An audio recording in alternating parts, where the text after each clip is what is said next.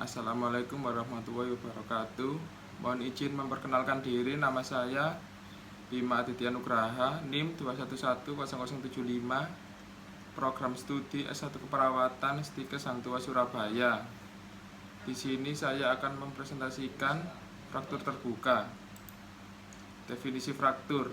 Fraktur adalah suatu kondisi yang terjadi ketika keutuhan dan kekuatan dari tulang mengalami kerusakan yang disebabkan oleh penyakit invasif atau suatu proses biologis yang merusak. Fraktur terbuka adalah suatu jenis kondisi patah tulang dengan adanya luka pada daerah yang patah, sehingga bagian tulang berhubungan dengan udara luar. Biasanya juga disertai adanya pendarahan yang banyak. Fraktur terbuka pada tibia fibula, tulang tibia, tulang kering. Kaki bagian bawah terdiri dari dua tulang, yaitu tibia dan fibula. Tibia adalah berukuran lebih besar dan mendukung sebagian besar berat badan dan merupakan bagian penting dari kedua sendi lutut dan sendi pergelangan kaki. Fibula, tulang betis, adalah tulang panjang yang terletak di daerah tibia, ukurannya lebih kecil. Fraktur tibia merupakan tulang panjang yang paling umum retak dalam tubuh karena berada langsung di bawah kulit. Sering ditemukan juga fraktur terbuka. Fraktur tibia merupakan tulang panjang yang paling umum retak dalam tubuh karena berada langsung di bawah kulit. Etiologi atau penyebab fraktur terjadi karena adanya tekanan atau benturan yang kuat ke tulang yang melebihi kekuatan dari tulang itu sendiri.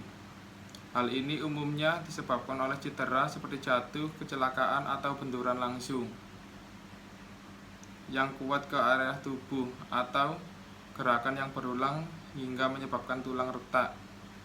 Tidak hanya itu, penyebab fraktur juga bisa berupa kondisi tulang yang lemah.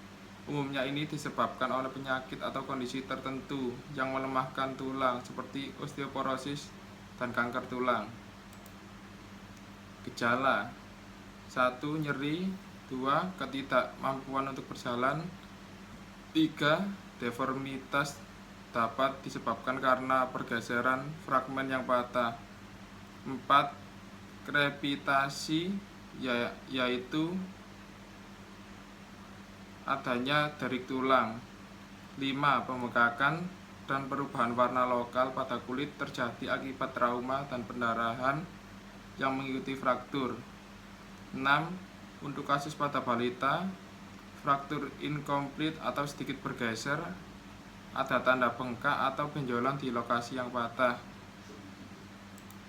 Penyebab trauma: trauma langsung, benturan pada tulang mengakibatkan fraktur di tempat tersebut.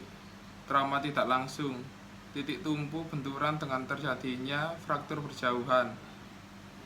Fraktur patologis, fraktur disebabkan karena proses penyakit seperti osteoporosis, kanker tulang, dan lain-lain. Degenerasi, terjadi kemunduran patologis dari jaringan itu sendiri, usia lanjut. Komplikasi dan pemeriksaan penunjang: kompartemen sindrom, tekanan intrakompartemen meninggi menyebabkan aliran balik darah, vena dan arteri, cedera pembuluh darah.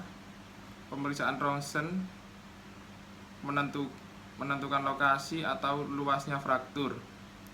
Scan CT atau MRI dapat digunakan untuk mengidentifikasi kerusakan jaringan lunak. Arteriogram dilakukan bila kerusakan vaskuler dicurigai. Terapi: fokus dari manajemen fraktur ini adalah meminimalisir deformitas angular, memulihkan kesejajaran sendi, dan mencegah komplikasi. Kasus fraktur pada balita dan kasus fraktur yang non-displaced tidak bergeser dapat dilakukan pemasangan short leg case, gips pendek. Fraktur pada batang dan displace, manipulatif reduction, dan pasang long leg cast, gips panjang. Fraktur intraartikuler memerlukan reduksi tertutup maupun terbuka dan fiksasi internal (ORIF). Semua fraktur terbuka memerlukan tindakan operatif.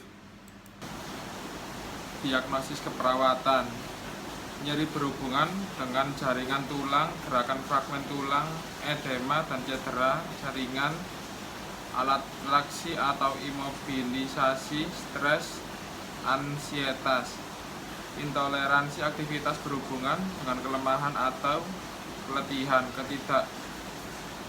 ketidakkuatan oksigen, ansietas, dan gangguan pola tidur. Kerusakan integritas kulit berhubungan dengan tekanan, perubahan status metabolik, kerusakan sirkulasi, dan penurunan sensasi dibuktikan dengan terdapat luka atau ulserasi, kelemahan, turgor kulit buruk, terdapat jaringan nekrosis.